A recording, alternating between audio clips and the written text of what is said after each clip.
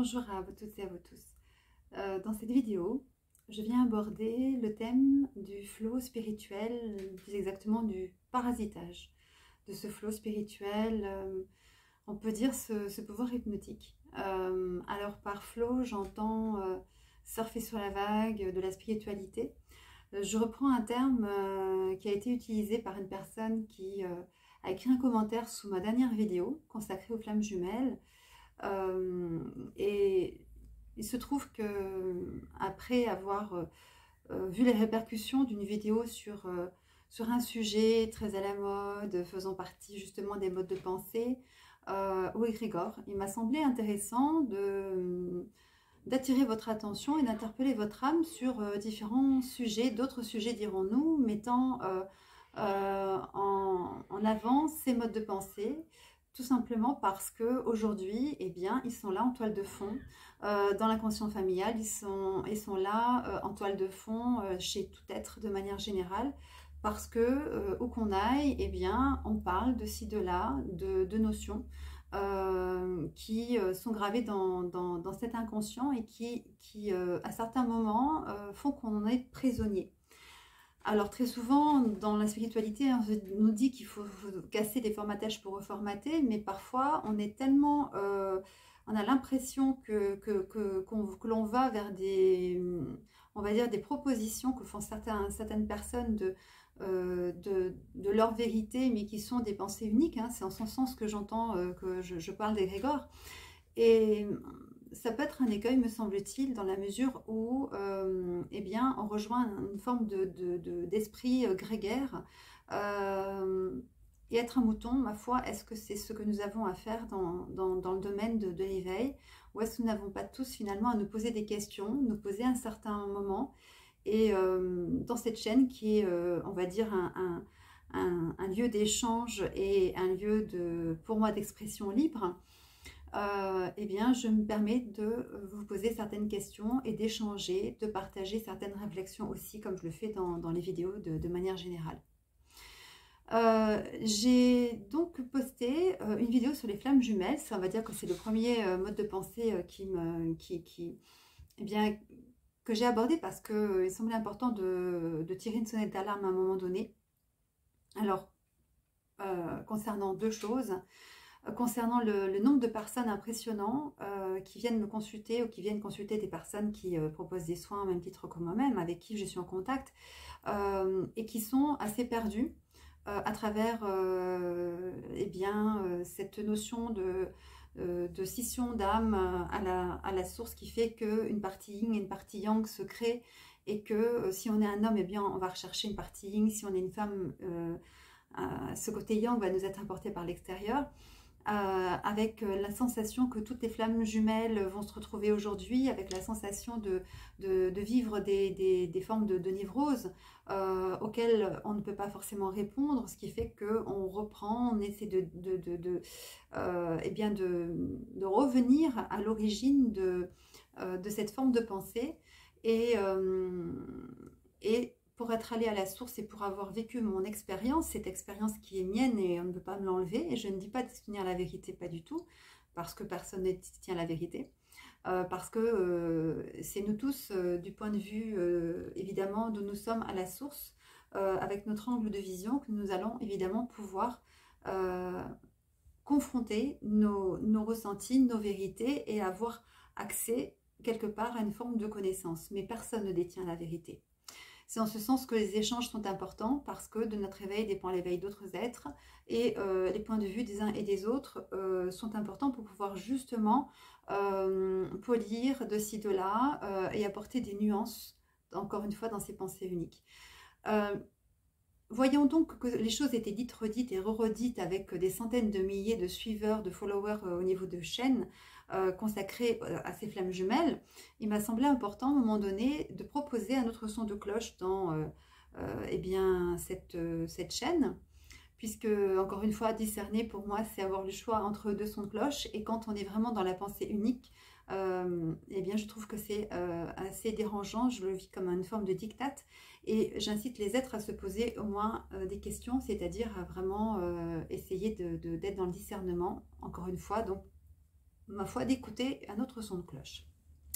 Alors, je suis très très heureuse en réalité du retour que j'ai pu avoir à travers cette vidéo consacrée aux flammes jumelles, dans la mesure où je remercie encore une fois les personnes qui ont joué le jeu, tout simplement de me répondre, parfois en message personnel, en message privé, parce que sous les vidéos, il est resté cette vidéo a suscité on va dire eh bien, des retours pas forcément toujours très, très, très respectueux, mais je le savais parfaitement que je touchais une égrégore et que j'allais forcément déranger des personnes qui étaient pour certains ancrés dans des certitudes et qui ne se posaient même pas la question de savoir d'où venait tout simplement cette notion de flamme jumelle, qui en avait parlé en premier, de cette session d'âme. Ce n'est pas rien quand même, la session d'âme à la source, qui peut témoigner d'avoir vu cela ou vécu cela, parce que c'est dit, c'est répété. On cite des personnes qui en parlent, mais qui vraiment l'a vécu et peut en témoigner comme étant quelque chose qu'il a vraiment ressenti profondément, qui lui a été dit, voilà, qui a été reçu en guidance. Ça, je n'ai pas trouvé d'ailleurs. Par contre, les personnes qui ont partagé avec moi en message privé très souvent leur expérience, et leur authenticité, avec cette authenticité et cette, on va dire, l'émotion que nous avons pu partager les uns et les autres à travers leur histoire, eh bien, m'ont permis de d'ouvrir ma conscience, hein, déjà, c'est déjà énorme, me semble-t-il. Et puis, j'ai pu aussi, et ça, je trouve que c'est intéressant, amener certaines personnes qui partageaient leur expérience de flamme jumelle vers une autre piste possible, c'est-à-dire est-ce que au final, certes, ce concept de flamme jumelle répond à un profil psychologique que vous êtes, en tout cas, vous reconnaissez, vous débattez à corps perdu dans une situation, une émotion, une vie sentimentale particulière, et des personnes ont élaboré ce schéma ou cette forme de pensée et quelque part vous appuyez dessus. Donc ça a été la réponse de certains, oui, ça a été un appui, mais en réalité, je ne sais pas vraiment si c'est mon siamois, si c'est une âme complémentaire dont je parle, puisque la source, on m'a permis de voir la jeunesse d'une âme il y a 14 ans, pendant 18 mois, et donc d'avoir accès tout simplement à une forme d'initiation que je propose dans cette chaîne concernant les familles d'âmes, mais cette initiation commence par la naissance, c'est la création d'une âme. Et lorsqu'une âme est créée, sa complémentaire est créée, complémentaire en couleur, en odeur, en sonorité. Donc j'ai pu partager avec tout simplement des personnes qui ont laissé des traces parfois éphémères et qui ont parfois laissé aussi des traces sous la vidéo. Mais c'était pas mal en aparté, et je peux les comprendre vu les retours virulents quand même de ceux qui défendent parfois de façon très très véhémente cette forme de pensée. Eh bien, certains se sont rendus compte qu'ils vivaient une relation karmique, ou d'autres qu'ils se vivaient peut-être avec leur complémentaire et non pas une part d'eux. Et donc, cela m'a fait vraiment plaisir de pouvoir échanger et d'entendre de ci, de là, voilà, tout simplement des retours constructifs. Dans la mesure où ils ont pu m'écouter et j'ai pu les entendre, et c'est ça, partager. Ça, c'est une première chose. Après, il y a donc une dame qui m'a parlé avec une forme de reproche de ne pas suivre finalement ce flot spirituel. Et là, c'est pour ça que je reprends ce terme, parce que est-ce que le but est donc, tel qu'elle en parlait, c'était vraiment de façon consciente, suivant les autres. Et est-ce que c'est cela, être dans la vérité, c'est-à-dire est-ce qu'il faut suivre le groupe, est-ce que c'est le nom qui l'emporte, est-ce que parce que c'est dit et redit et re-redit, c'est vrai, ou est-ce que finalement il n'est pas légitime de se poser la question de savoir où a pris naissance ce mouvement et en quoi il consiste tout simplement, et s'il pouvait être expliqué autrement, le désarroi que ces êtres rencontrent et les retrouvailles d'âmes qui se vivent par ailleurs. Donc en ce qui concerne donc certaines personnes, voilà, j'ai vu que voilà, la session d'âme, c'était quelque chose qui parfois était méconnu. Quand j'ai avancé cette notion, il y a parfois des personnes qui sont coachs et qui régissent même des chaînes consacrées aux flammes jumelles, qui m'ont dit bah, la session, ça ne me parle pas. Donc j'ai vu qu'en réalité, c'était une forme de pensée assez nébuleuse, quelque chose qui glisse un peu entre les doigts, qui n'était pas vraiment structuré, en tout cas qu'il y avait différentes écoles et que on était loin de... Je n'arrivais toujours pas à avoir quelqu'un qui me donnait des réponses claires et nettes de scission d'âme. Il m'a été avancé que eh bien, cela pouvait remonter à l'origine tout simplement d'Adam et Ève, qui étaient un couple de flammes jumelles, pour avoir travaillé sur des écrits sacrés, la Bible notamment, et le Coran, et des écrits indiens traduits du sanskrit. Pour ceux qui sont intéressés et qui connaissent ma chaîne, vous savez que j'en parle très souvent. J'ai trouvé quand même cela très, très surprenant. Encore une fois, je le soumets à votre discernement. Est-ce que parce qu'il est écrit dans les écrits sacrés que Ève a été tirée tout simplement de la côte d'Adam, cela fait de ce couple un couple de flammes jumelles, à savoir une âme pour deux corps. En aucun cas cela n'est dit, et on ne trouvera pas écrit quelque part, dans la mesure où cette notion d'ailleurs n'est pas écrite, n'intervient pas dans les écrits sacrés. C'est quelque chose qui peut être approché par certains êtres. Il y a les écrits sacrés, il y a ce que des personnes peuvent vivre et vont pouvoir souffler parce qu'elles sentent fortement sur le plan de leur âme que ça leur parle, et cela est rattaché à une expérience.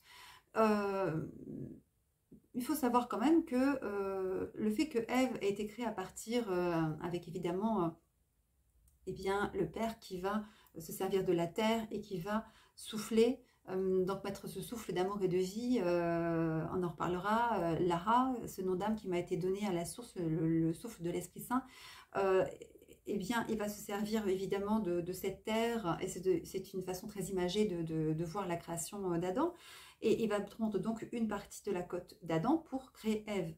Mais cela signifie que ce bout de côte, ce bout d'os en quelque sorte qui est au niveau de la côte, n'est pas au niveau de la tête, c'est-à-dire que Ève n'est pas là pour soumettre Adam, et ce n'est pas un os du pied, n'est pas là non plus pour être soumise par lui. C'est juste son égal, rien d'autre. Et ça plutôt sa complémentaire, plutôt que une moitié qui contiendrait, on va dire, un bout d'âme, tout simplement. J'ai été vraiment déconcertée de lire à travers des partages qui vraiment étaient passionnés et houleux, hein, concernant les flammes jumelles. D'ailleurs, je ne m'attendais pas absolument à faire un nombre de vues aussi important en quelques temps. Comme quoi, c'est vraiment peut-être que des personnes s'interrogent, et tant mieux.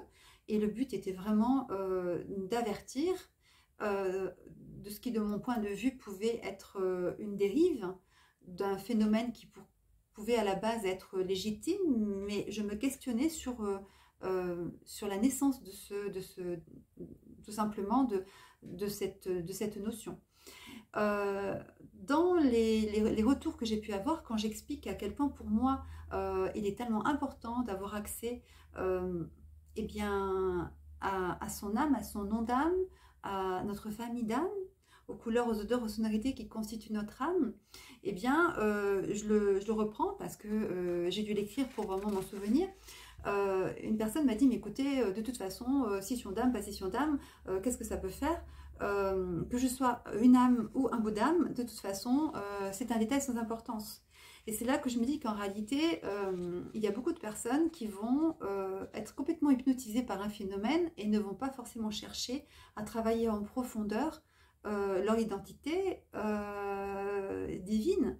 Et c'est quand même le but, me semble-t-il, entre autres, de notre cheminement spirituel. Si on reste très en surface et si, peu importe ce qui est dit par les uns et les autres, peu importe qu'on soit un bout d'âme ou qu'il nous soit dit qu'on est une âme intègre, qu'est-ce qui parle? Est-ce que être un bout d'être ou un homme, c'est important? Une forme d'intégrité, de dignité? Est-ce que quelque part, il n'est pas important de la retrouver, d'y avoir accès? Donc là, j'ai été sans voix, je n'ai pas pu répondre plus ce que je dis d'ailleurs. Mais voilà, là, j'en ai un peu fini avec avec ce mode de pensée en réalité qui a été largement et bien développé dans cette vidéo. Mais je voulais quand même vous partager avec vous les retours que j'avais pu avoir Parce que pour certains, ils ont disparu et pour certains, eh bien, ils n'ont pas été apparents, ils se sont joués dans les coulisses, dirons-nous, de la chaîne. Il y a aussi dans les retours, parce que ça a été finalement à travers les remarques un sujet à tiroir, ce sujet des flammes jumelles. Il y a une personne qui a écrit que je n'étais pas au courant qu'une âme pouvait être bilocalisée et que c'était ça en réalité. Alors ça m'a vraiment amusé au début ce terme bilocalisé, mais en réalité si on regarde le concept de la flamme jumelle, c'est vraiment une âme pour deux corps. Donc oui, c'est une âme bilocalisée et qu'il fallait que j'étais pas au courant, voilà, qu'une âme pouvait être bilocalisée et qu'il fallait me laisser dans mon coin, ignorante que je pouvais être, voilà, de ce concept. Et là, je me dis, mais finalement, si on est gardien de connaissances, comme elle semble l'être, hein, puisque une âme est bilocalisée, je ne suis pas au courant, je n'ai pas cette connaissance, comment se fait-il que ça vaut pas la peine, ils sont là dans son ignorance. Je trouve que c'est quand même dommage parce qu'il me semble que l'on est tous là pour pouvoir s'aider, pour pouvoir se tendre la main, pour partager nos connaissances. Mais si s'aimer, c'est cela, c'est une drôle de façon que de s'aimer, me semble-t-il. Encore une fois, j'interpelle votre âme et votre conscience sur ce que je souhaite échanger avec vous. C'est vraiment, est-ce qu'il est possible de comprendre qu'en effet, oui, je me pose bien la question et j'ai bien compris que certains êtres considéraient qu'une âme pouvait être bilocalisée. Pour certains, c'est évident, parce que c'est dit et redit. Mais le fait d'être dit et redit et de voir des suiveurs qui sont aussi perdus me conforte dans le fait qu'en réalité, ce n'est absolument pas une vérité, qui n'est d'ailleurs pas vécue telle qu'elle, avec tellement d'écoles. Mais il y a encore plus, enfin, il y a encore une autre on va dire, perspective encore, qui est proposée par une personne qui a écrit un livre il y a quelques années sur la transincarnation. Dans ce cas-là, on va au-delà de ça. Il est dit aussi, autre forme de pensée, mais comme c'est écrit il y a quelques années par quelqu'un et qui a considéré que depuis 2012, les règles du karma avaient changé et que eh bien, une âme ou une conscience suprême, encore supérieure à l'âme, pouvait eh bien, rassembler différentes consciences et donc qu'une seule âme pouvait donner dans le monde de l'incarnation différents êtres, un homme vivant au Moyen-Âge, une femme vivant dans les années 40, un enfant vivant aujourd'hui, peu importe, des expériences diverses et variées. Donc voilà, un conciliabule a lieu à la source avant que eh bien, cette conscience suprême ou cette âme se divise en différents corps et donc vivre différentes expériences pour pouvoir apporter encore plus, en tout cas permettre à l'âme en quelque sorte d'évoluer encore plus vite puisqu'elle vit une vie d'homme, de femme, d'enfant, dans le présent, dans le passé, de le futur, dans ces fameux espaces-temps qui n'existent pas. On utilise toujours ce terme de physique quantique. Alors, je suis physicienne et en réalité, cet espace-temps-là qui n'existe pas, au bout d'un moment, on dit tout et son contraire en utilisant ces termes. Donc là, c'est encore plus fort que bilocalisé. C'est vraiment, c'est une team, comme il est dit, c'est une équipe qui se réunit et voilà. Alors, il y a toujours une âme qui va s'incarner en accord, mais ça va donner un être qui est un peu à la traîne, il n'est pas dans le flot. Donc, je le dis avec beaucoup de sourire, mais en réalité, pourquoi pas? Tout peut être dit. Et on est, on va dire, libre de ressentir et d'être guidé par des êtres qui nous font écrire ce genre de choses. Mais me suis rapprochée, j'ai aussi quelques amis qui sont hypnotiseurs. Et il faut savoir quand même qu'en hypnose régressive, lorsqu'on va aller chercher des mémoires, des blessures, dans des mémoires de vie passée tout simplement, eh bien la personne qui est en soin va à un moment donné parler à la première personne du singulier et va parler donc au présent. Et elle va dire, voilà, je suis une femme, je vis à telle période, il se passe ci, il se passe ça. Et là, on va travailler sur un traumatisme. Si on continue la séance ou si la fois suivante, cette personne dit, je suis un homme, je vis sous l'Antiquité, il se passe ci, il se passe ça, ainsi de suite. Et on arrive donc petit à petit à balayer différentes vies, en réalité, d'une âme. Et ce Ce qui a fait dire à certains hypnotiseurs en réalité, et c'est bien le problème de la personne qui a écrit ce livre, c'est comment fait-on pour différencier finalement un être qui vient en soin et qui va dire actuellement je vis ça, et puis maintenant je suis un homme et je vis ça, et puis là je suis un enfant et je vis ça.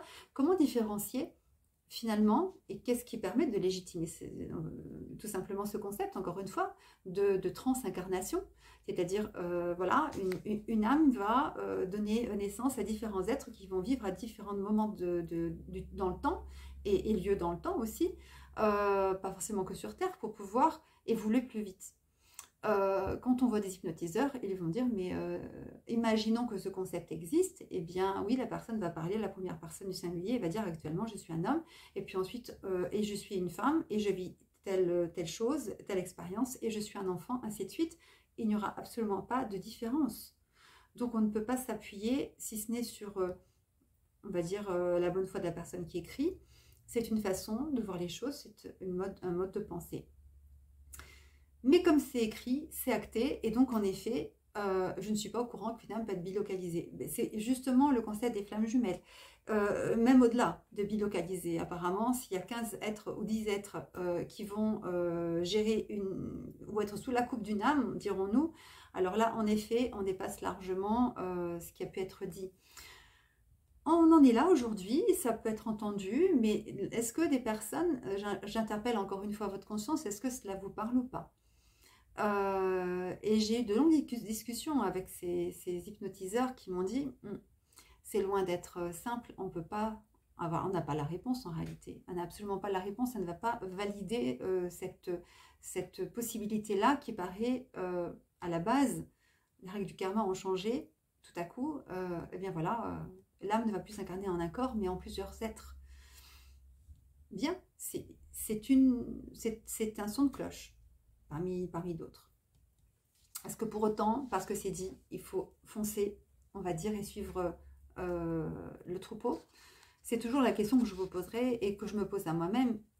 On est dans un lieu d'échange et de partage, et je me permettrai de vous donner parfois le fruit d'une réflexion, sachant très bien que j'attends la vôtre aussi sous cette vidéo, c'est important. Il est souvent, des flammes jumelles, il est souvent dit que c'est une façon que les êtres qui vont vraiment être dans ce mode de pensée de flammes jumelles, pour les légitimer, vont souvent se rabattre derrière le couple, un couple phare, le couple de Yeshua Sananda et de Marie-Madeleine, flammes jumelles. Donc, c'est un couple qui a existé, les flammes jumelles existent, la preuve, eh bien, Yeshua Sananda et donc Jésus-Christ et Marie-Madeleine étaient flammes jumelles, donc elles vivaient en couple. Alors, là, encore une fois, on tombe dans, encore une fois, un mode de pensée, et ce mode de pensée s'imbrique avec le précédent, c'est-à-dire les flammes jumelles. Donc, les flammes jumelles et Yeshua Sananda, Jésus, donc époux de Marie-Madeleine, c'est encore une autre forme de pensée qui est émergée depuis, on va dire, quelques années, ce n'est pas très ancien, et l'un et l'autre s'emboîtent. Donc là, on est dans un pack 2 en 1, si j'ose dire, ce qui est très compliqué, parce que ceux qui sont adeptes des flammes jumelles vont souvent aller vers Yeshua Sananda, époux de Marie-Madeleine, et vice-versa. Parfois, les êtres différencient des choses, mais là s'ils sont pris dans ces deux modes de pensée, là, tout est bien verrouillé, et là, on n'y bouge plus. En réalité, depuis The Da Vinci Code et d'autres livres qui ont été écrits par des personnes qui sont canales, eh bien, c'est encore une fois une façon de voir les choses. Alors, il est dit tellement de choses. Il est dit que Jésus, appelé Yeshua, eh bien, était un Essénien. Alors à ce sujet, j'ai fait une vidéo avec Elisabeth Hauer, un direct plus exactement consacré à Christ et sa relation à sa mère Marie, à sa relation à Marie-Madeleine. J'ai parlé de l'évangile apocryphe de Philippe, y compris de Marie aussi, qui reconnaît en effet que Marie-Madeleine est une femme très importante, que la religion a largement sous-estimé, voire sali. On est bien d'accord. Mais de même que la religion, et j'en parlais aussi dans des vidéos, et pour avoir beaucoup travaillé sur la Bible et d'autres écrits sacrés, depuis le Concile de Nicée, dans les années 400 après Jésus-Christ, 500 après Jésus-Christ, avant le Concile de Nicée, beaucoup de chrétiens croyaient en la réincarnation. À partir du moment où le Concile de Nicée a eu lieu, un pape a considéré que la réincarnation ne faisait pas partie des canons d'Église et que si on croyait en la réincarnation, eh bien on était hérétique et donc on n'était pas un bon chrétien. Donc je connais les dérives de la religion, de ce que les hommes vont faire de ce message d'amour universel et sacré. Pour autant, depuis qu'il est écrit par canalisation, on peut ressentir des choses, on peut entendre que, bien entendu, que Jésus était un Essénien, faisait partie du peuple essénien, bien sûr qu'il soignait et qu'il savait soigner. Maintenant, on entend qu'il est mort sur la croix, qu'il n'est pas mort crucifié, qu'en réalité, il a pu être soigné par des grands maîtres esséniens, qu'il a vécu avec Marie-Madeleine, qu'ils ont beaucoup d'enfants, qu'il a vécu sa vie éventuellement en Inde, toutes sortes on va dire, d'alternatives d'histoires sont relatées. D'autres vont considérer que c'est donc éventuellement un maître ascensionné. Un maître ascensionné, il n'y a pas un seul maître ascensionné qui vient mourir sur la croix pour prendre les péchés du monde. Christ, souvent, est annoncé comme étant eh bien, un Christ cosmique, Christ, l'énergie christique. Parler de Christ est très compliqué. Christ, ça fait cateau en réalité. Et le problème, c'est qu'à force de jeter le bébé et l'eau du bain, eh bien, on balaye d'un revers de main les écrits sacrés et, allez, c'est un maître ascensionné. Et la preuve, Marie-Madeleine eh bien, avait un rôle très important, l'Église lui a enlevé, donc c'est bien que on a enlevé aussi, on a rajouté des choses, en tout cas que ce qui a pu être dit sur Jésus est faux. Et puis bon, tant qu'à faire, les rabbins à l'époque où les grands prêtres esséniens, enfin les grands maîtres esséniens plus exactement, étaient mariés, donc ils devaient être mariés. Ce n'est absolument pas dit. Et l'homme, c'est vraiment la question que je me suis posée. Pourquoi est-ce que l'homme, à un moment donné, cherche à désacraliser tout simplement Jésus-Christ? Parce que en réalité, c'est quand même la base on va dire, de ce mode de pensée. C'est comment rendre Jésus plus accessible.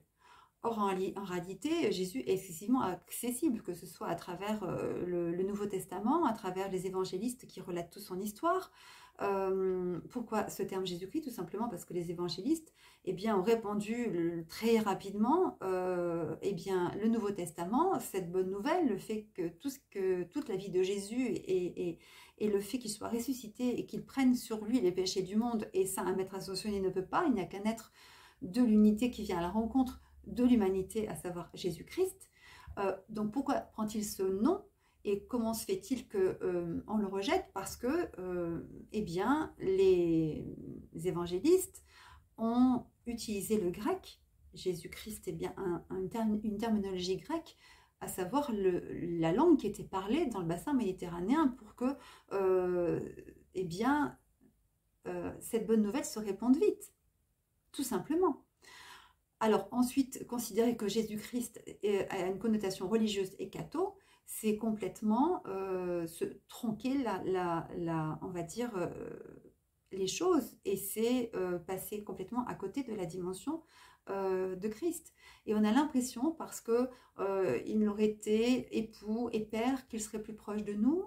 Est-ce qu'on ne cherche pas à se raconter des histoires à un moment donné pour se rassurer? On a tous vécu des expériences dans des vies passées compliquées, en relation avec la religion, enfermante, des êtres ont pu mourir sur le bûcher.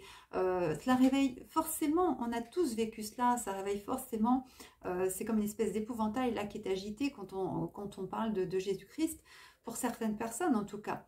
Parce qu'on se dit, mais elle en est restée là, mais la pauvre, elle est catho, quoi. Alors que Christ a créé les mondes, avec le Père, avec l'Esprit Saint, Lara. J'ai parlé de ce nom d'âme-là que j'ai entendu à la source il y a 14 ans parce que je trouve cette terminologie magnifique. Quand j'ai entendu le nom d'âme de l'Esprit Saint, qui est le souffle d'amour et de vie, et qui est présent, on va dire, partout, je trouve cela grandiose. J'en ai pleuré à l'époque, Lara. Lara, nom d'âme de l'Esprit Saint, de ce que j'appelle la mère divine de l'unité. Parce qu'en réalité, moi, ce qui m'intéresse, c'est de fédérer les êtres. C'est de trouver vraiment ce message d'amour universel et sacré qui a été semé de ci, de là, quelle que soit les mouvances.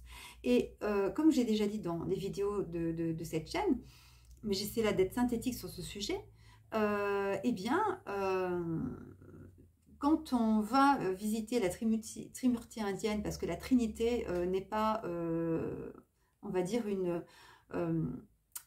création en quelque sorte des chrétiens, la Trimurti indienne existait, hindouiste existait 2500 ans avant Jésus-Christ, et il y avait Brahma Ahash qui était là, un des êtres de la Trinité. Quand on va vers le judaïsme, eh bien, il y a la lettre hébraïque He, H-E, qui nous parle de qui? De ce souffle d'amour et de vie.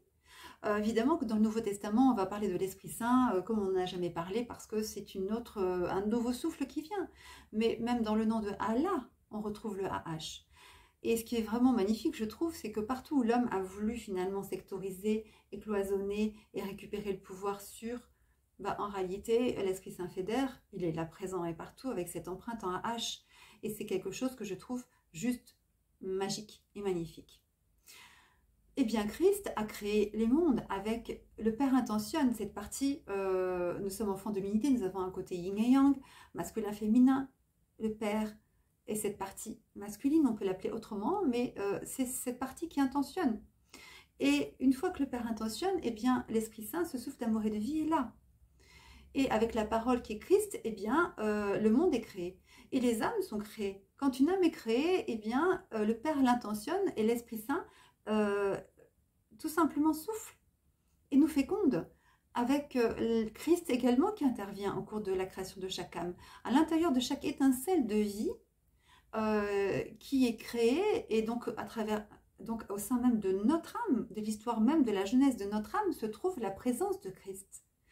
Alors après que ce soit cette terminologie de Christ qui ne plaise pas, mais de là tout simplement à considérer qu'il faut lui rendre une dimension très humaine pour nous puissions le rejoindre, parce que le Père, on n'en parle même pas, c'est un être qui est tellement loin, il n'y a que les prêtres, il n'y a que les théologiens, il n'y a que ceux qui sont perchés, il n'y a que ceux qui radotent et qui s'accrochent à des écrits poussiéreux et qui ont été remaniés, qui sont faux, et voilà un peu comment les choses sont dites. Donc déjà, Jésus et le message d'amour qu'il est venu donner, voilà, pour l'approcher, eh bien, on va en faire un être qui va être un époux, qui va être un père. Est-ce que c'est nécessaire? Est-ce qu'il y a des saints qui sont parents et qui sont époux? Quand on a une mission telle, il est quand même allé sur le mont des Oliviers à la veille de sa crucifixion et il pleurait et transpirait du sang. Et ça arrive quand on vit et quand on a une peur incroyable. On peut pleurer des larmes de sang, on peut transpirer. C'est un mélange entre la transpiration et le sang, mais c'est ce que Christ a vécu la veille, tout simplement, avant son arrestation, de sa crucifixion. Et qu'est-ce qu'il a demandé à son Père, un être très humain qu'il était aussi, s'il est possible d'éloigner, Père, de moi cette coupe, à savoir sa crucifixion, voilà, fais-le, mais avant tout que ta volonté soit faite. Et à travers le testament spirituel de Mère Teresa, je l'ai posté dans cette chaîne, donc je ne vais pas, on va dire, le relire en entier, mais il s'adresse à nous sans arrêt, sauf qu'à force de ne plus écouter que des vidéos et à force d'être plongé dans les érigores et à force d'attendre que d'autres nous enseignent les choses, nous en oublions de lire par nous-mêmes et donc de discerner encore une fois. Eh bien, Mère Teresa a laissé un testament spirituel que j'ai posté dans une vidéo de cette chaîne et je vais vous en lire quand même un passage parce que Christ est pour moi une colonne vertébrale. C'est un être dont je suis excessivement proche, mais comme tout le monde, mais qui est tellement humain.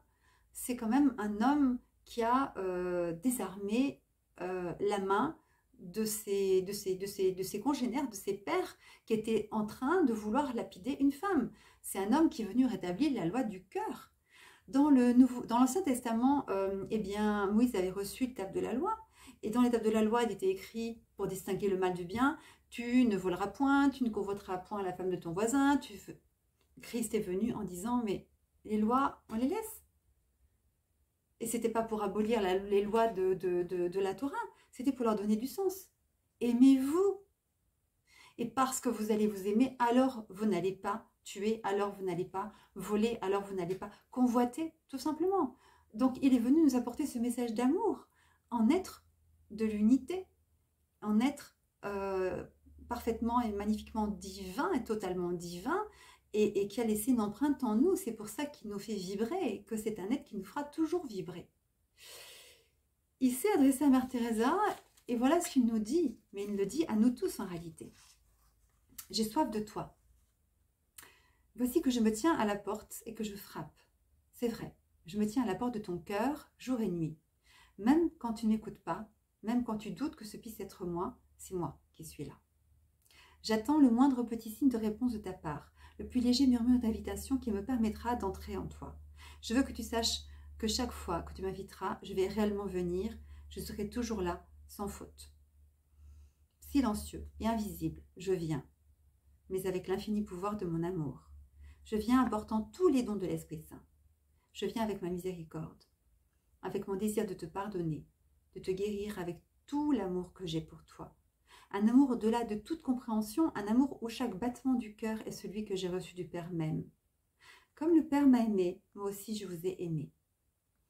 Je viens, assoiffé de te consoler, de te donner ma force, de te relever, de tenir à moi dans toutes mes blessures. Je vais t'apporter ma lumière. Je viens écarter les ténèbres et tous les doutes de ton cœur. Je viens avec mon pouvoir capable de te porter toi-même et de porter tous tes fardeaux. Je viens avec ma grâce pour toucher ton cœur et transformer ta vie. Je viens avec ma paix qui va apporter le calme et la sérénité à ton âme. Je te connais de part en part, je connais tout de toi, même les cheveux de ta tête, je les ai tous comptés, rien de ta vie n'est sans importance à mes yeux. Et c'est on va dire un poème, une lettre d'amour magnifique qui est longue, que je vous engage, si vous ne la connaissez pas, à écouter dans ma chaîne, ou sinon vous tapez Testament spirituel de Mère Teresa, vous allez trouver le texte en entier. Et il se termine par « J'ai soif de toi tel que tu es, tu n'as pas besoin de changer pour croire en moi, parce que c'est de croire en mon amour qui va te changer. Tu m'as oublié, maintenant je te cherche, à chaque instant de ta vie, me tenant debout à la porte de ton cœur et frappant. Tu penses que c'est dur à croire? Alors regarde vers la croix, regarde vers mon cœur transpercé pour toi, regarde vers mon Eucharistie. Tu n'as pas compris ma croix? Alors écoute encore une fois ce que j'ai dit sur la croix. J'ai soif, oui j'ai soif de toi. J'ai soif de toi, j'ai cherché quelqu'un pour combler mon amour et je n'ai trouvé personne. Sois celui-ci, j'ai soif de toi, de ton amour. Clairement, Christ est venu donner sa vie sur une croix, est mort crucifié, est ressuscité. Et il est venu rétablir ce face-à-face avec le Père que nous avions, eh bien, au commencement, et on a fait des directs avec Elisabeth Ware sur le Père, sur le Fils, sur l'Esprit Saint, sur la relation de Christ à Marie-Madeleine, à Marie. Je vous engage à les écouter parce que j'utilise des versets tout simplement de l'Ancien, du Nouveau Testament, et il est excessivement important de garder en tête que ce sont des versets qui nous sont, oui, des versets qui nous sont consacrés. C'est-à-dire, ils sont sacrés et ils nous sont consacrés. C'est-à-dire qu'ils sont, c'est une nourriture sacrée pour nous. On ne peut pas s'en passer. On ne peut pas la balayer en considérant que l'homme a manipulé. Non, l'homme n'a pas manipulé ces messages d'amour.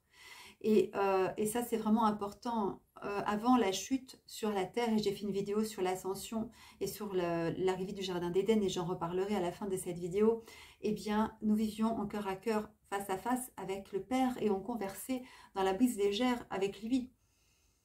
Et avec la chute, eh bien, ce face-à-face a été coupé, et il a fallu que Christ soit crucifié sur la croix pour venir rétablir ce face-à-face.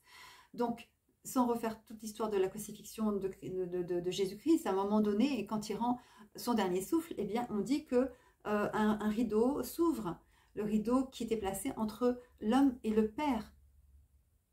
Et ce Père n'est pas un Père lointain, c'est un Père qui est tellement proche de nous, mais on a oublié ces paroles d'amour, on a oublié à quel point, et je vous lirai un texte concernant le Père, un texte parmi tellement d'autres de l'Ancien et du Nouveau Testament, où son amour pour nous est dit avec tellement de force qu'il faut être sourd pour ne pas l'entendre. Donc Christ, est-ce qu'on a vraiment besoin, finalement, de le désacraliser pour de faire de lui, à la limite, un maître ascensionné? Un maître ascensionné est un brûlant, c'est un être qui va venir apporter une lumière à un moment donné, qui va éveiller des consciences, mais pouvoir donner sa vie pour prendre sur lui tous les péchés du monde, il n'y a qu'un être de l'unité qui puisse le faire. Il n'y a que celui qui nous a créés qui puisse nous sauver. Et un maître ascensionné ne peut pas faire cela. Maintenant, plus c'est dit, plus c'est vrai, le Da Vinci Code de ce roman est devenu un fait historique, et d'autres écrits reprenant cela, entre la fiction toujours et la réalité, eh bien ces belles histoires deviennent pratiquement l'histoire avec un grand H qui est réécrit. Je vous questionne encore une fois, j'interpelle votre âme. Est-ce que cela vous parle de ce que l'homme fait, tout simplement, du divin? Et à force de vider l'unité, qui est un terme qui fédère, de sa substance moelle, eh bien, la nature ayant horreur du vide, on y place d'autres croyances. Est-ce que pour autant elles sont plus légitimes que les précédentes? Au nom de quoi? Parce que l'homme a travaillé, parce que l'homme aurait usurpé le message d'amour universel et sacré qui est présent dans les écrits sacrés. Eux ne sont pas manipulés. C'est la façon de les interpréter. Et donc souvent les hommes d'église, eux seuls, pouvaient les interpréter et faire peur. C'était craignez Dieu, ayez peur de Dieu. Alors qu'en réalité, à travers ces écrits, il n'y a que de l'amour. Là oui, ces versets pouvaient être dans la façon de l'interpréter et surtout dans l'accès, c'est-à-dire seul le prêtre avait la connaissance, nous ne l'avions pas. Aujourd'hui, on a accès à cette connaissance, on peut avoir accès à cette connaissance, on ne peut pas se cacher derrière en disant « oui, mais je ne peux pas ». Tout le monde peut avoir accès à la Bible, à des partages bibliques, au Coran, à ces écrits sacrés et magnifiques où il n'y a que de traces d'amour. C'est pour ça que j'interpelle votre âme, qui est Jésus-Christ pour vous, parce que quand on en est amené à parler d'énergie christique et de crise cosmique, ou quand j'entends à la fin de l'année 2022, eh bien, Yeshua Sananda a un message pour nous, pour l'humanité, depuis son vaisseau intergalactique, j'ai parfois l'impression que on peut faire notre marché et parfois on peut y trouver des traces composites, d'un être que l'on va dont on va rabaisser la condition à une condition humaine, ou on va faire un maître ascensionné qui serait dans un vaisseau pour nous sauver. On n'est pas loin d'Albator, on est dans une forme de science-fiction. Et j'en parle volontairement parce que parfois on est dans une forme de caricature à travers justement ces formatages, ces formes de pensée qui sont uniques et qui sont comme des grandes déciveuses et qui font que eh bien, quelque chose est planté et une graine est plantée dans l'inconscient collectif et chemine. Et c'est un travail important que de prendre du recul, de se positionner et de suivre son chemin et pas forcément celui que tout le monde prend, parce que c'est dit, et plus c'est dit, plus c'est vrai qu'on ne sait plus qui l'a dit. Donc ça, c'était vraiment un point important dont je voulais évidemment, que je voulais aborder avec vous. On entend aussi parfois, ça fait partie quand même des choses que j'entends dire en soins, et ça fait partie de choses qui sont aussi ancrées. Vous savez, plus vous allez vous élever et plus vous allez être protégé, il n'y aura plus besoin de se protéger parce que si on s'élève, on est dans la lumière, donc rien ne peut nous atteindre.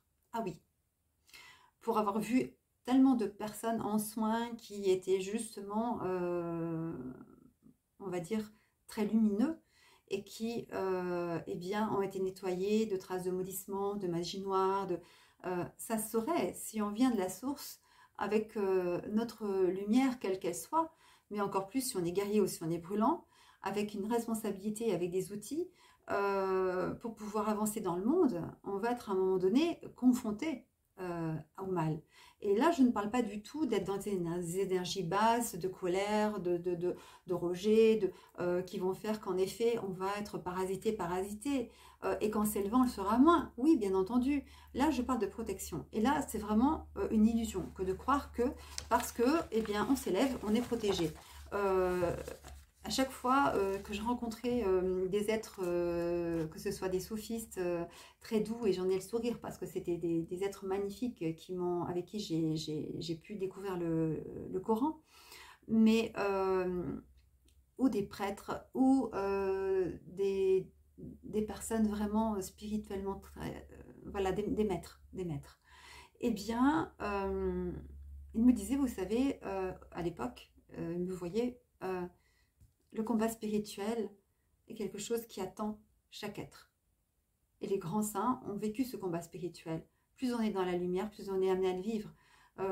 Est-ce que Christ n'a pas vécu, n'a pas été au proie du mal? Et qui a des niveaux vibratoires plus élevés que lui? Donc là, on est vraiment dans l'illusion. Et c'est pour ça que ça peut être dangereux parce que du coup, on n'a plus besoin de se protéger. Parfois, on dit aussi, vous savez, mais soignez-vous, vous pouvez vous soigner. Alors c'est vrai en partie, on peut pratiquer du Reiki et pratiquer du Reiki sur soi, on peut être magnétiseur et se magnétiser en partie, bien entendu, et ça c'est important et c'est vrai en grande partie. Mais n'empêche qu'il y a soin et soin, c'est-à-dire qu'il y a un moment où ça va être compliqué d'être acteur et d'être spectateur. Quand on fait des soins de l'âme et que je pose des questions, par exemple, à des personnes sur leur enfance, et qu'elles me disent, mais ça, je pensais même pas que j'allais dire ce genre de choses parce que je ne l'avais même pas en conscience, je ne le savais même pas, je l'avais oublié, ou je le dis, mais je ne sais pas d'où ça vient. C'est compliqué d'être dans cet état de lâcher prise quand on est face à quelqu'un, à un autre être que nous, qui justement va nous aider. Euh, Ce travail-là, il se fait parfois, la plupart du temps, pour lâcher ses casseroles, avec l'aide de quelqu'un. On ne peut pas travailler très en profondeur. Sinon, pourquoi irions-nous voir des psychologues ou des psychanalystes qui nous permettent de comprendre et de travailler sur nous et de lâcher des casseroles, ou des énergéticiens, et ça c'est vrai dans tous les domaines, dans le domaine de la santé, mais dans le domaine de la communication ou dans le domaine de l'art, où on a besoin absolument des autres. Donc ce qu'il m'arrive de faire souvent, ce sont des échanges de soins. Et donc, je vais faire des soins à une personne qui va me faire des soins et ainsi de suite. Et en réalité, c'est ça qui nous attend. C'est vraiment de pouvoir partager nos compétences. Parce que à nous tous, eh bien, nous pouvons tout simplement avoir accès, comme c'est le cas à la source, nous avons accès à la connaissance et à la vérité. Nous incarnons, nous oublions complètement qui nous sommes et nous devons passer toute notre vie à nous retrouver. Mais nous tous réunis, en nous tenant la main, alors qu'est-ce qu'on peut faire de belles choses? Mais qu'est-ce que la vie pourrait être belle et magnifique si on se reconnectait tous les uns les autres avec notre potentiel. Et là, oui, échanger les soins pour aller en profondeur, on ne peut pas se soigner soi-même. Ça se saurait si on ne pouvait le faire totalement, c'est impossible. Pourtant, c'est dit, et des personnes m'ont dit, ben, voilà, j'ai entendu tel guide aussi, ça aussi, mais ça c'est encore un autre... on va dire, c'est le sujet qui suit, puisque j'ai essayé de ne pas trop en oublier, parce que j'essaie d'écouter la voix de mon cœur.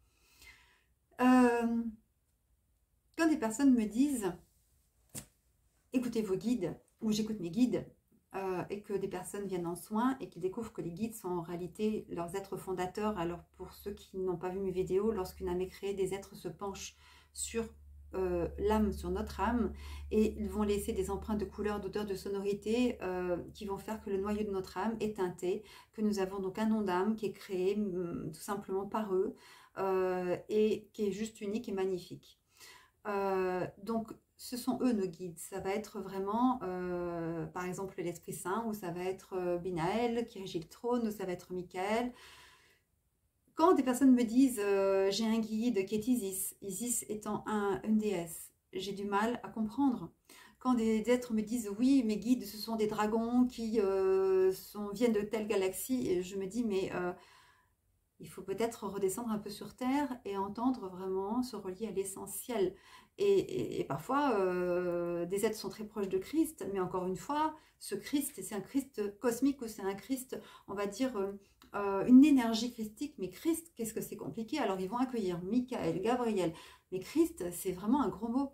Donc, c'est pour ça que s'il revient souvent, c'est que vraiment, c'est quelque chose, c'est un mode de pensée, c'est un égrégore qui est impressionnant.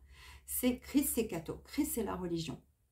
Alors que Christ existe de toute éternité, il existe, il existera toujours. Et il reviendra. Donc, c'est dans le monde de l'incarnation. Donc, c'est quelque chose qui est vraiment costaud, costaud, costaud comme formatage.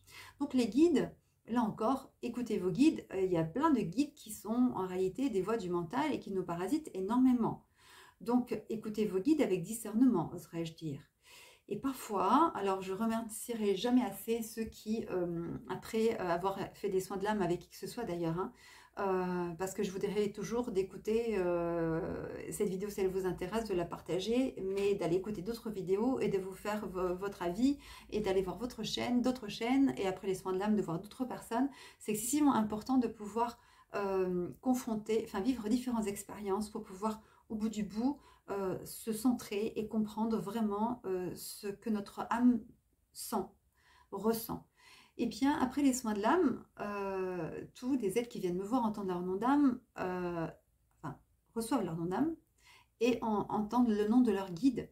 Et en réalité, eh bien, il y a ceux qui ne veulent pas en entendre parler parce que c'est compliqué pour eux ce déformatage, donc le mental va retisser.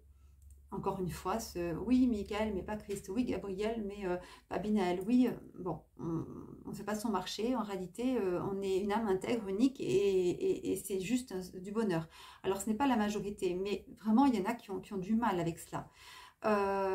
Et il y en a qui, à côté de cela, vont, et il y a, c'est un exemple, une patiente et amie peintre, qui va peindre Binaël, qui va peindre Michael, qui va peindre suite aux soins de l'âme, avec une beauté, une majesté, une grâce, et je me dis, mais quel bonheur, elle a retrouvé ses guides et elle peut vraiment en parler, et elle en parle, et quel bonheur, parce que vraiment c'est ça, c'est se relier vraiment à l'essentiel, parce que encore une fois, si on veut plus entendre parler de Michael, de Gabriel, de Christ, de tous ces êtres magnifiques qui sont là, qui nous entourent, qui sont parfois les régisseurs de nos familles d'âmes ou de Métatron, eh bien, qu'est-ce qu'on y met? On va y mettre un coup de Maître Yeshua Sananda, on va mettre un peu, on va saupoudrer d'un peu de Maître Saint-Germain pour la flamme violette parce que ça fait pas de mal, et puis un petit peu de Gaïa, un petit peu de Marie-Madeleine, un petit peu de Isis, un petit peu de... Et à la fin, c'est une grande ménagerie.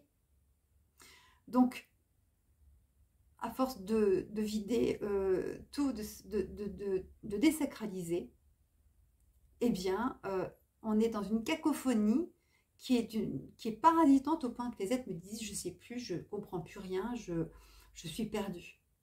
Il y a de quoi. Honnêtement, il y a de quoi. Il y a 14 ans, on m'a demandé d'écrire un livre que je suis en train d'écrire après l'orgueil d'une sage-femme, des témoignages de patients que j'écris il y a 2-3 ans.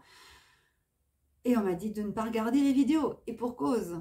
Alors j'ai fait des salons et j'ai entendu parler des flammes jumelles parce que des personnes à côté de moi en parlaient et je me dis, j'étais interpellée. Et puis des personnes sont venues me voir en soins. Et tout ce dont je vous parle, ce sont des expériences vécues à travers les soins que je propose. Et parce que j'ai reçu cette initiation et qu'elle est très longue, j'ai tout simplement, pour ne pas répéter à chaque personne qui vient me voir en soins, ce qu'est une famille d'âmes, ce qu'est sa famille d'âmes, ce que sont des âmes sœurs et jumelles par rapport à ce que j'ai pu entendre, qui est encore autre chose que les flammes jumelles.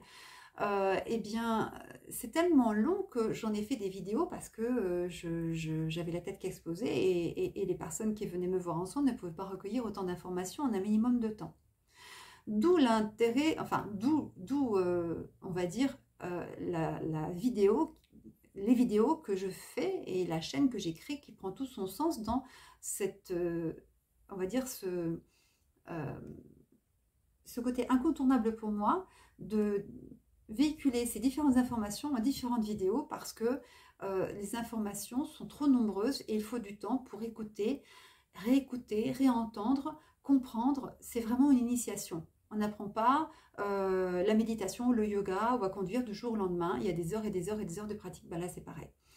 Donc voilà pourquoi cette chaîne existe. Sinon, je ne serais pas là à vous parler encore aujourd'hui. Et cette chaîne n'aurait aucune légitimité à avoir vu le jour. Donc, c'est vraiment les personnes voilà, qui parlent des guides et des guides. Faisons attention à ce qu'on appelle guide, vraiment. Il y a des êtres qui sont là, qui sont près de nous, que nous allons, au cours du 4e soin, lorsqu'on fait les soins de l'âme, aller à la source, ressentir avec des signatures énergétiques très très différentes, et ça, il n'y a pas de souci. Mais faites attention à tout ce qui est guide, parce que dans ce cas-là, on en a des guides, et très souvent, pour les brûlants, et j'en parle assez souvent, il y a des représentations animales qui viennent, et qui sont loin d'être des animaux, ce sont des brûlants qui sont là, qui transmutent comme des dragons, ce sont des loups qui sont là et qui nous guident. On est là, on voit un animal qui en dit long sur ce que nous sommes ou sur les êtres qui nous entourent. Donc c'est souvent ces modes de pensée, finalement, j'ai l'impression, en tout cas moi, que ces modes de pensée nous poussent plus à nous méconnaître qu'à autre chose. Et en réalité, j'ai vraiment l'impression que se relier à son cœur et à son âme est quelque chose qui est très compliqué pour certaines personnes qui sont dans cette espèce d'hypnose qu'elles peuvent vivre à travers des modes de pensée qui sont dits, qui sont répétés, cette mouvance, ces dizaines de centaines de vidéos qui sont faites sur tous ces modes de pensée. Et encore, je ne parle pas de la Shambhala qui est de temps en temps au Tibet, et là encore, on se base sur quelque chose qui a été dit, mais on en fait une vérité, l'endroit où tous les maîtres ascensionnés sont et où on doit aller, parce que si on n'y va pas, c'est qu'on n'est pas connecté, c'est pas possible, ainsi qu'à l'intraterre. Donc, je n'en parlerai pas plus parce que là, je vais faire 2 heures de vidéo et je pense que celle-ci déjà sera suffisamment longue. Mais encore une fois, j'interpelle votre âme sur ces sujets-là. Est-ce que parce que c'est dit, c'est vrai? Est-ce que vous ressentez que ça vous parle? Est-ce que c'est quelque chose que vous expérimentez? Est-ce que c'est quelque chose de mémoire d'âme? Votre âme a vécu de nombreuses vies comme toute âme. Et en déroulant le fil de vos vies, de vos ressentis, est-ce qu'il y a finalement, qu'est-ce qu'on peut vous dire qui à un moment donné vous fera tout simplement réagir en disant non, là quand même c'est trop gros, là peut-être que là ils y vont un peu trop gros, là je pense que je vais prendre un peu de recul parce que ça fait beaucoup quand même, tout ça réuni, ça fait beaucoup. Les Esséniens, j'ai fait une formation de soins égypto-esséniens il y a quelques années pour me reconnecter à des mémoires de vie passée. Eh bien, ils voulaient prendre la parole, on apprend quand on fait des soins égypto-esséniens qu'il y a le point de reliance de l'âme au corps, près du cœur, d'où cette fameuse crise cardiaque d'ailleurs quand on souhaite remonter à la source parce qu'on a beau avoir 40 ans ou 50 ans, eh bien on considère que voilà, que la vie ne vaut plus d'être vécue pour X raisons. Eh bien cette corde, ce fil d'or est rompu et donc on décède, et donc cette fameuse crise cardiaque est là. Ce fil d'or, eh bien, relié à un point qui est très proche du cœur, était un fil auquel ces grands maîtres se reliaient en cœur à cœur. Et à ce moment-là, ils pouvaient parler, en écoutant profondément ce qui pouvait résonner au plus profond de leur être et de leur cœur. Alors, on est une communauté de terriens avec ces modes de pensée. Et ça, c'est obligatoire. Je veux dire, on ne peut pas les éviter, ces modes de pensée. Parce que il va y avoir à un moment donné une majorité qui va dire, qui va proposer, on va dire, un éclairage, et on aura à se positionner. En réalité, on crée le monde qui nous entoure. Je pense que ça, je ne vous l'apprends pas. Et on dit très souvent que la pensée est créatrice. Aujourd'hui, dans ce monde, eh bien, on vit des difficultés. Il y a la guerre dans le monde. Il y a eu la guerre, il y a souvent eu la guerre, mais actuellement, il y a la guerre dans le monde. Actuellement, eh bien, ce qui se passe à l'extérieur de nous en dit long sur ce qui se joue en nous. On peut être dans le combat, au fond de nous. Et ça, c'est important à comprendre. ce que l'on voit à l'extérieur, c'est vraiment important, c'est vraiment toujours en relation, c'est un effet miroir de ce que l'on vit, de ce que l'on est. Et ça, c'est quelque chose vraiment, si on arrive à le comprendre et si on arrive à avoir un peu la main dessus, à travailler dessus, eh bien, tout est possible, on peut vraiment changer les choses. Et c'est ce pourquoi nous sommes là, nous sommes venus nous incarner pour cela. Sinon, comme disait ma chère Elisabeth Ware, eh bien, on resterait à la source, allongé sur des transats, à boire notre mojito. On n'est pas venu pour ça. Surtout en ces temps où on a tant à faire et où tout va si vite. Actuellement, en réalité, on ne respire plus, on ne prend plus le temps de rien. On passe beaucoup de temps à faire des choses qui n'ont pas de sens et on passe très peu de temps à faire des choses qui en ont. On ne pose pas forcément notre conscience sur ce que l'on voit. J'en ai parlé. Et pourtant, cette pensée unique, on en a fait les frais, me semble-t-il, il y a 2-3 ans. Et je crois que si on n'est pas sorti de cette expérience en se disant plus jamais ça, être obligé d'être un mouton à suivre les autres moutons, je crois que je ne vais pas en faire un long discours.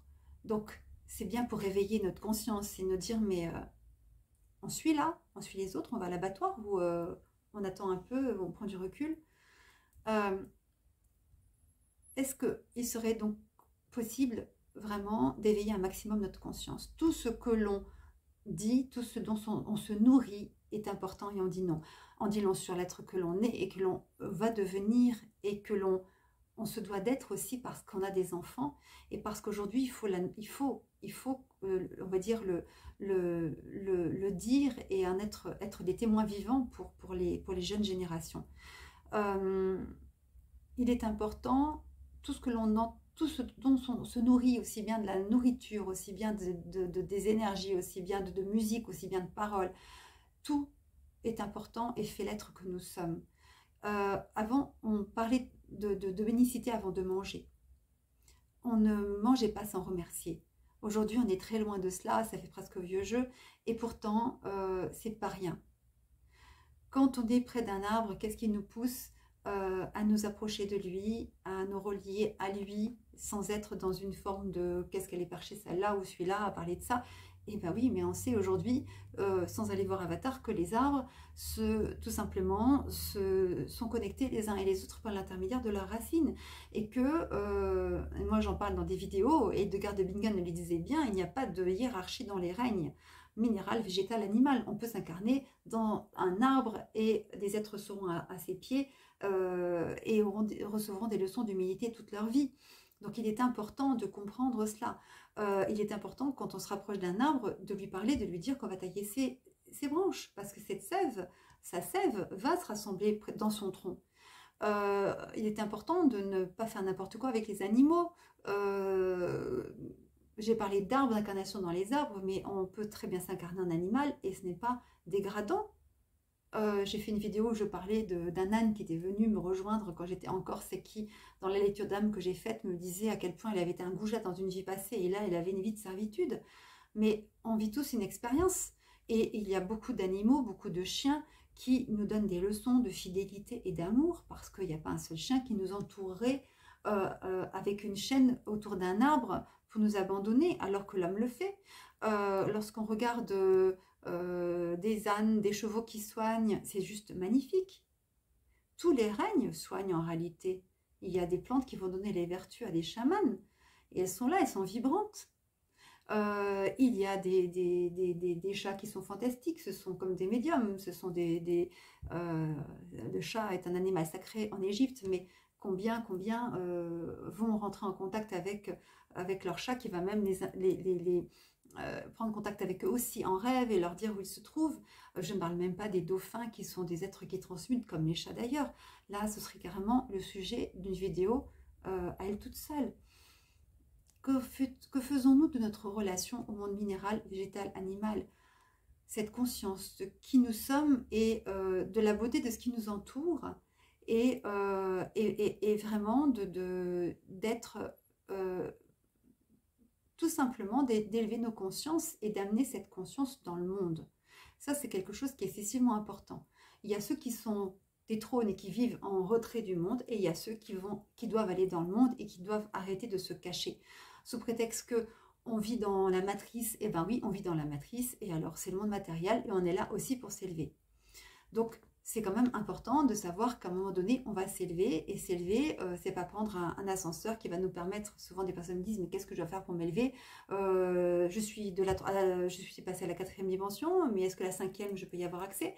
On ne prend pas un ascenseur. Hein. La 4e ou la 5e dimension, peu importe, c'est tout simplement augmenter de niveau vibratoire. Et on est tous là, reliés les uns aux autres, pour pouvoir s'élever ensemble.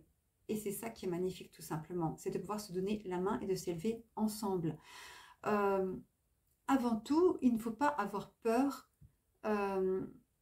d'aller au fond de soi. Je crois que dans ce monde de tumulte aujourd'hui, et de ce brouhaha et de ce parasitage, de ce flot spirituel et médiatique de manière générale, déjà, se retrouver soi, c'est énorme. Se centrer, faire le silence, rentrer en soi, rentrer dans nos peurs, aller chercher en soi. Il y a un astronome américain que j'adore qui a dit qu'en chaque être se trouve tout simplement un vide qui a la forme de Dieu.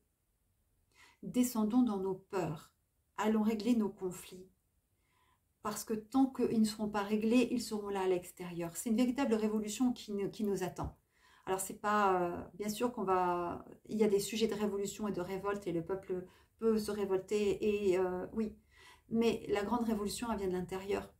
Et parce qu'elle se fera à l'intérieur, alors elle se vivra à l'extérieur.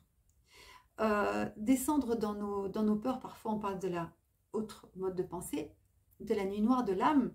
Alors qu'est-ce que c'est? C'est tout simplement des moments où on descend, où on descend, où on descend, où on vit des choses tellement dures qu'on se dit, mais moi j'ai envie de remonter à la source, moi c'est terminé, c'est bon, je n'ai plus la foi, je ne crois plus en rien.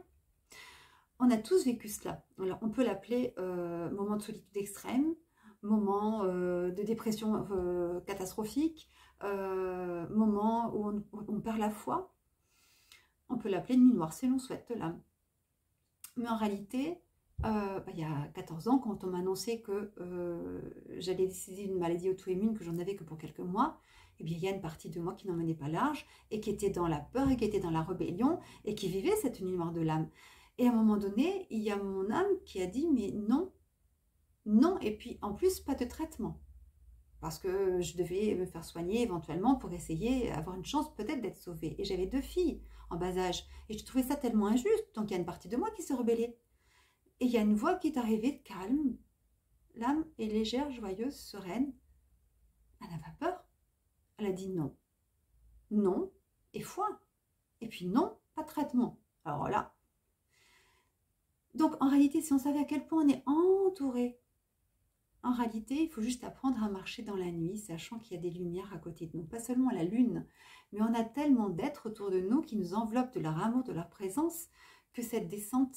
Alors bien sûr qu'on en a peur de ce qu'on ne connaît pas. Mais en réalité, quand c'est fait, on se dit, mais ah, c'était ça, mais c'est juste un monde de grâce, parce que ça permet de grandir. Descendre dans nos ombres, ça nous permet tout simplement de connaître notre lumière. Parce que l'ombre est nécessaire pour que nous puissions... eh bien, mobiliser nos ressources et faire jaillir notre lumière. Et c'est juste ça qui est merveilleux. Donc descendons, descendons, descendons en nous pour éclairer, éclairer, éclairer nos consciences, notre propre conscience. Travaillons sur nous, travaillons sur nos failles, travaillons sur nos peurs, travaillons sur nos doutes, travaillons sur notre relation à l'unité, au sacré. Qu'est-ce qu'on ressent? Qui rencontrons-nous? Qui ressentons-nous autour de nous quand nous prions? Est-ce qu'on prie uniquement pour demander ou est-ce qu'on prie pour remercier? Est-ce qu'on prie... C'est une louange, la prière, en réalité. C'est juste, je te remercie de ce qui va arriver, je te fais confiance, parce que je sais que tu vas me guider et m'amener sur le chemin d'abondance, c'est-à-dire de santé, d'amour, et le chemin de mon âme, tout simplement. Donc ça, c'est aussi quelque chose qui est excessivement important à comprendre. Alors, il y a beaucoup de messages galactiques qui sont très écoutés actuellement. Il y a des vaisseaux qui sont là, des frères galactiques vont venir. Je suis la première à parler de langage galactique, à les avoir utilisés et les avoir mis. Je ne suis pas la première à les avoir utilisés. Je vais dire, je suis la première à les mettre en avant et je les ai d'ailleurs utilisés dans certaines vidéos. Et j'ai pris sur moi parce qu'en effet, du côté du mental, du point de vue du mental, on se dit mais c'est juste n'importe quoi. En méditation, tout à coup, il y a des syllabes qui viennent, un langage élaboré tout doucement au fil du temps, des années, qui est là, voire plusieurs langages. Qu'est-ce que c'est que ces choses qui sont là en soi et qui en même temps mettent l'âme en joie, en jubile. Et le mental dit de toute façon quand on s'écoute, mais c'est n'importe quoi, qu'est-ce que c'est que ce truc, ça n'a pas de sens. Bah oui, pour le mental ça n'en a pas, pour l'âme totalement. Et là, je rejoins carrément, entre modes de pensée, la multidimensionnalité. C'est-à-dire que lorsqu'on parle de la source, eh bien, il y a des êtres de notre famille d'âme qui vont s'incarner dans d'autres mondes d'incarnation que nous, dans lesquels nous sommes déjà incarnés. Et ils vont utiliser des langages galactiques correspondant donc au lieu, enfin, langage qu'ils utilisent dans leur monde d'incarnation, qui sont très souvent des mondes plus éthérés, plus élaborés. Et nous venons sur Terre, et à un moment donné, nous nous souvenons de ces langages en méditant, et il chante en nous ce chant de l'âme, et vient, et il surgit un langage. Et en utilisant ce langage, en réalité, qu'est-ce qui se passe? Eh bien, nous nous reconnectons, nous connectons à nos frères et sœurs qui sont partis de la source, et que nous retrouvons à travers ce langage. Et non seulement nous reconnectons à des vies passées, mais nous reconnectons à eux. Et c'est en ce sens que nous pouvons œuvrer ensemble dans d'autres dimensions. Ça ne veut pas dire que nous sommes ici sur Terre et ailleurs. Ça veut dire que on peut, parce qu'ils sont ailleurs et nous ici, et qu'on est reliés à travers ce langage, bien sûr qu'on va à la source la nuit ensemble et qu'on se retrouve, c'est un pont pour toutes les âmes, on va dire incarnées et non incarnées. Mais à travers l'utilisation de ces langages galactiques, eh bien, on se relie les uns aux autres.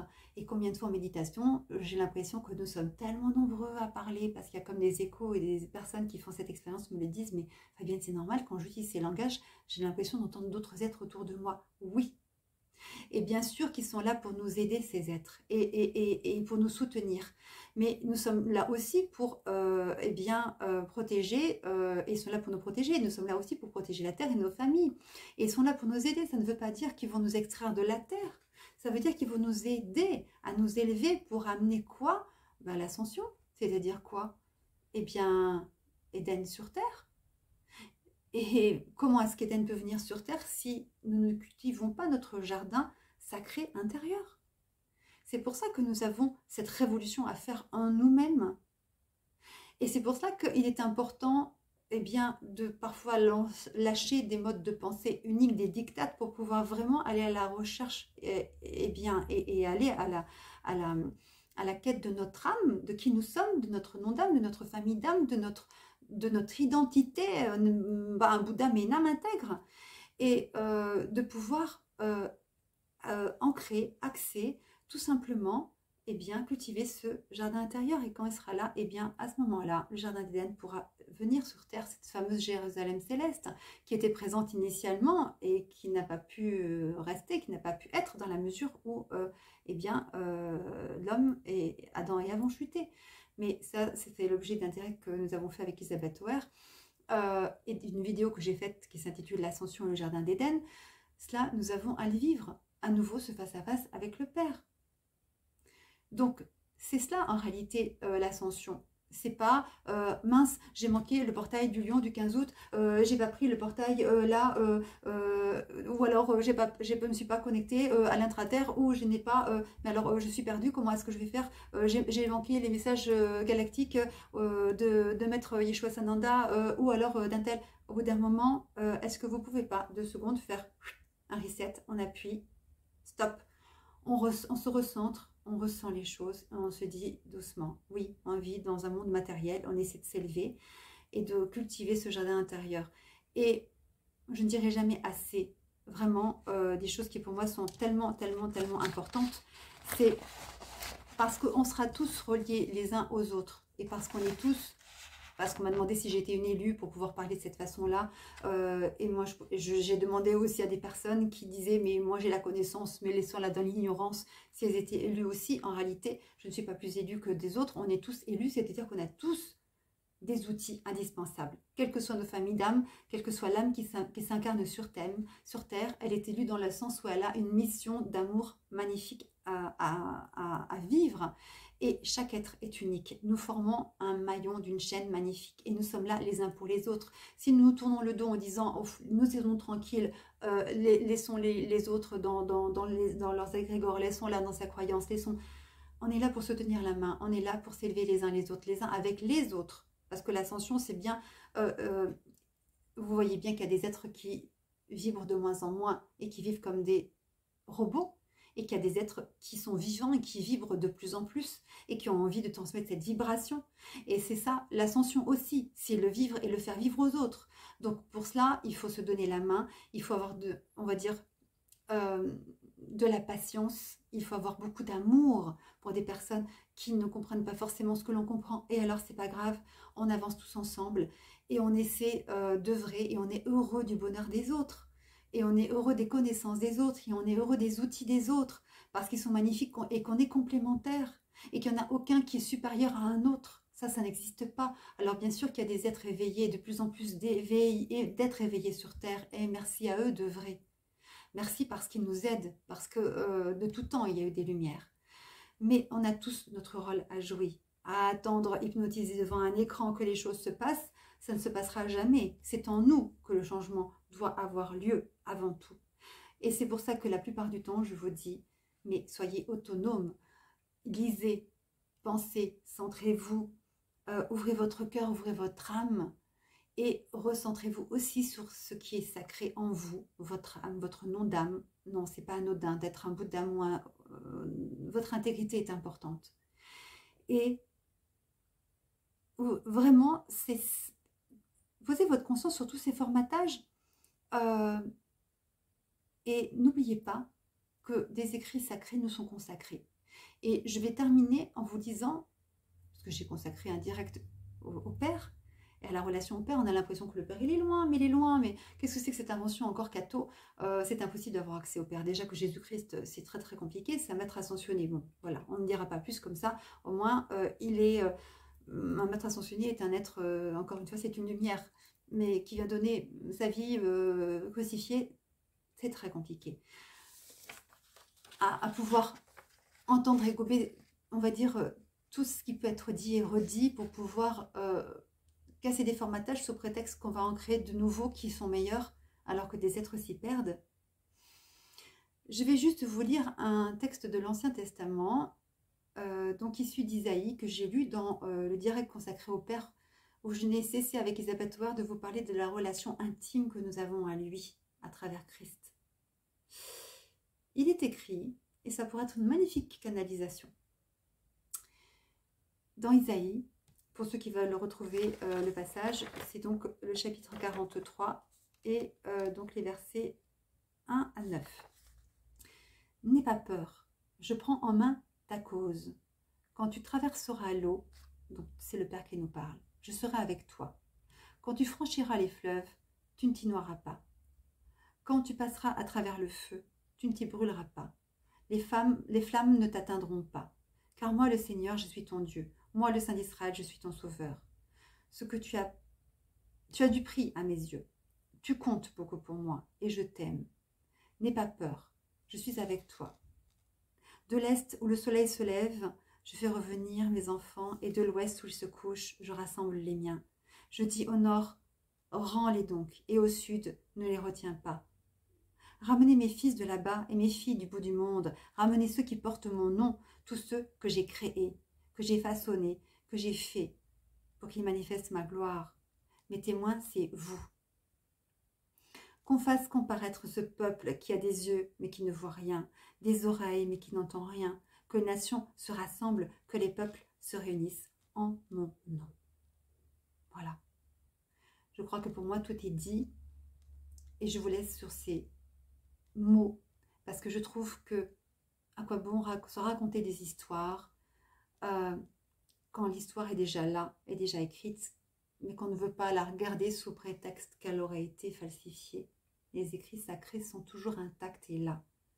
À nous, à savoir les écouter avec notre cœur et à comprendre que seul l'homme et la volonté et le mental de l'homme peuvent falsifier des mots d'amour, mais les mots d'amour sont toujours là avec leur vibration d'amour, avec leur vérité, leur portée et leur beauté. et en enfant de l'unité, recevez cette beauté qui vous appartient. Je vous remercie pour votre attention et je vous embrasse. À très vite.